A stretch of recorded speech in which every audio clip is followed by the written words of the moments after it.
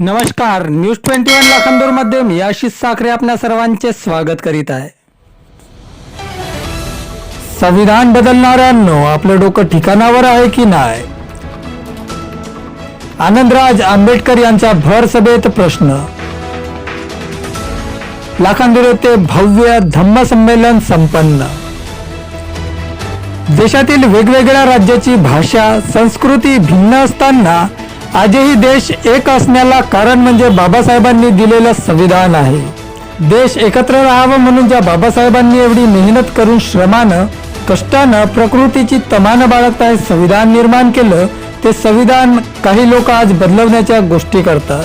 त्यामुळे संविधान बदलवणाऱ्यांनो आपलं डोकं ठिकाणावर आहे की नाही असा प्रश्न उपस्थित करीत आधी संविधान लिहिण्याच्या लायकीचा जगात एकतरी माणूस दाखवा आणि मग संविधान बदलवण्याच्या गप्पा करा, असे प्रखर प्रतिपादन सरसेनानी आनंदराज आंबेडकर यांनी भर सभेतून केले। दिनांक 12 डिसेंबर रोजी लाखांदूर तालुका बुद्धिस्ट समाज संघर्ष समितीच्या वतीने स्थानिक लाखांदूर येथे आयोजित भव्य धम्म संमेलनातून ते बोलत होते। लाखांदूर तालुक्यात आयोजित भव्य दिव्य अशा धम्म संमेलनाचे हे द्वितीय वर्ष होय। या भव्य धम्म संमेलनाला लाखांदूर तालुक्यासह परिसरातील तब्बल 12,000च्या घरात भीम सैनिकांसह सुजाण नागरिकांचा जनसैलाब उसळला होता।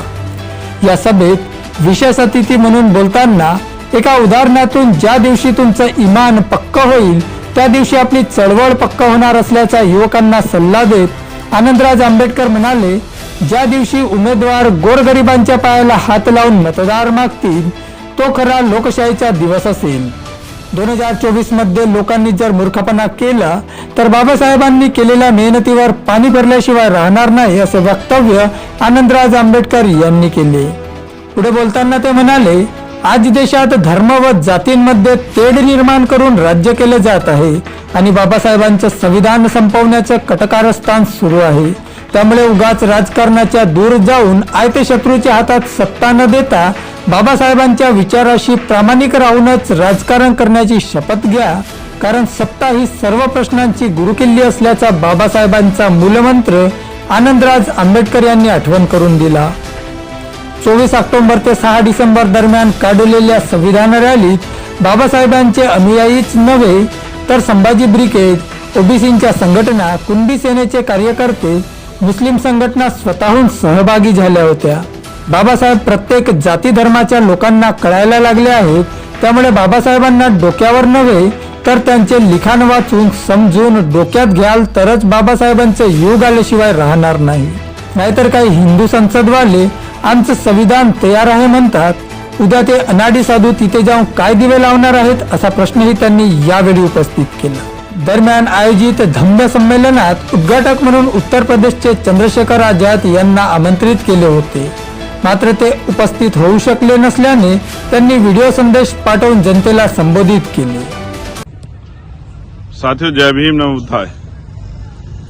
आज डॉक्टर बाबा साहब भीमराव अम्बेडकर जी के पुत्र भैया साहब अम्बेडकर जी की जयंती के अवसर पर बुद्धिस्ट समाज संघर्ष समिति ने लाखांदूर में धम्म परिषद में मुझे उद्घाटनकर्ता के तौर पर आमंत्रित किया था और मेरा बहुत आने का मन था, लेकिन फ्लाइट के मिस होने के कारण मैं आप लोगों के बीच नहीं पहुंच पा रहा हूं। भाई चंद्रशेखर ठोंबरे जी ने बहुत प्रयास किए थे कि मैं आपके बीच पहुंच जाऊं। उन्होंने बहुत मेहनत की इसके लिए, मेरा समय भी लिया, लेकिन टेक्निकल समस्याओं की वजह से मैं वहां नहीं पहुंच पाया। मैं आयोजक कमेटी का धन्यवाद करता हूं और मैं आपसे वादा करता हूं कि मैं बहुत जल्द आपके बीच आऊंगा। साथियों, आप जानते हैं कि हालात ऐसे हैं कि एक तरफ बाबा साहब अम्बेडकर की विचारधारा को लेकर हम लोग चल रहे हैं, दूसरी तरफ बाबा साहब अम्बेडकर के सपनों आदर्शों को खत्म करने के लिए आरएसएस भाजपा के लोग षड्यंत्र कर रहे हैं। मेरे कंधों पे बहुत जिम्मेदारी है, मुझे लगातार मेहनत करनी पड़ती है, फिर भी मैं कोशिश करता हूँ जहाँ समय जब मुझे जहाँ जरूरत हो मैं दे सकूँ।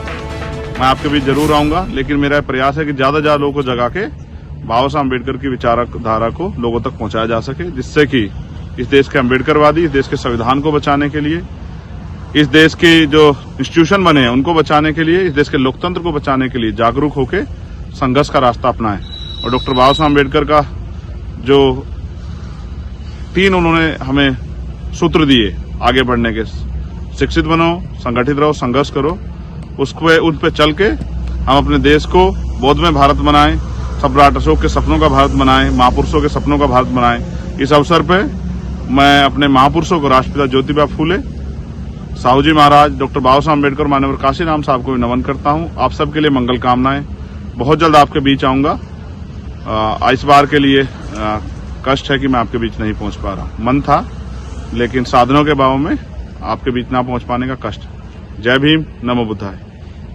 या आयोजित भव्य धम्म संमेलनाचे अध्यक्ष म्हणून मुंबई येथील ॲडव्होकेट दिलीप काकडे, विशेष अतिथी म्हणून सरसेनानी आनंदराज आंबेडकर, प्रमुख अतिथी म्हणून नागपूर येथील दैनिक बहुजन सौरभचे संपादक संध्याताई राजूरकर, गर्जना जनक्रांती संघटनेचे राष्ट्रीय अध्यक्ष रेशमताई भोयर, आवाज इंडिया टीव्हीचे अमन कांबळे, भंडारा येथील सप्ता सैनिक दलाचे राष्ट्रीय अध्यक्ष DF कोचे, नागपूर येथील जनरल कमांडिंग ऑफिसर दादाराव ताकडे यासह अन्य मान्यवर प्रामुख्याने उपस्थित होते।